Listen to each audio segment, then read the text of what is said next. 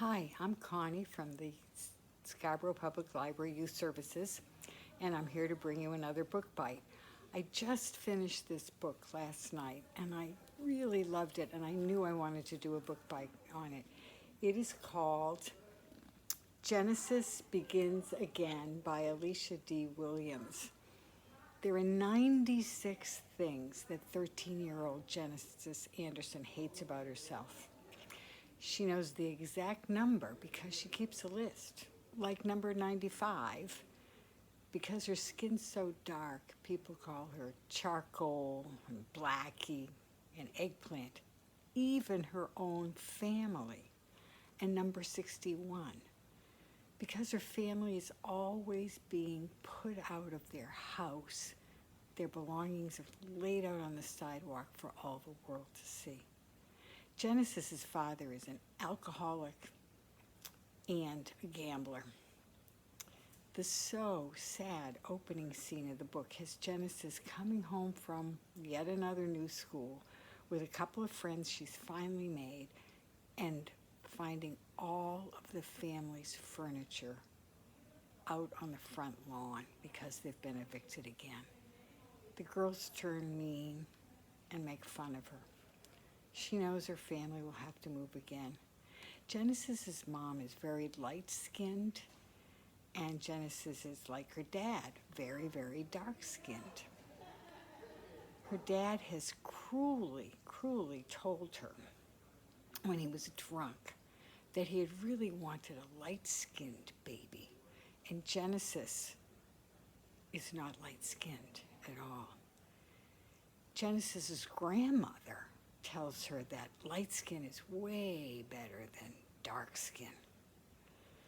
So there's this whole bias against blackness, even among her black family. It's no wonder she is filled with self-loathing. Maybe her dad wouldn't drink so much if she had lighter skin. Maybe her parents would get along better if her hair was soft and wavy like her mother's. She starts to do things like put lemon on her skin and yogurt, and she lays down in a tub with bleach in it to try to get her skin lighter, and she gets a scrub brush and she scrubs and scrubs and scrubs till she's bleeding, trying to scrub the black away, and she uses relaxers in her hair and an iron to make it straighter, and she hates herself. They moved to a more upscale, mostly white neighborhood that has a better school. The teachers actually try to help her there. There are still mean girls there, though. I guess there are always mean girls. And Genesis begins to figure out what really makes a best friend.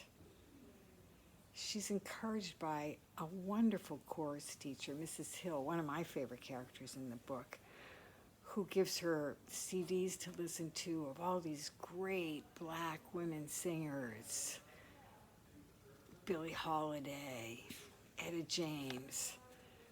And Mrs. Hill really encourages her to sing loud and proud because Genesis has a beautiful voice, just like her father does. And Genesis begins to accept herself as she is, rather than how everyone else expects her to be. Maybe the acceptance that she really was looking for has been to accept herself. And I think we all, no matter what color our skin is, I think we all are far too critical of how we look, and we all worry way too much about what others think of us. This is a really hard to forget book about self-acceptance, about best friends, about racism, about being the new kid in a school, and about finding one's own voice. It's available in the library, in the Cloud Library, and as an e-audiobook if you'd like. I will see you again soon.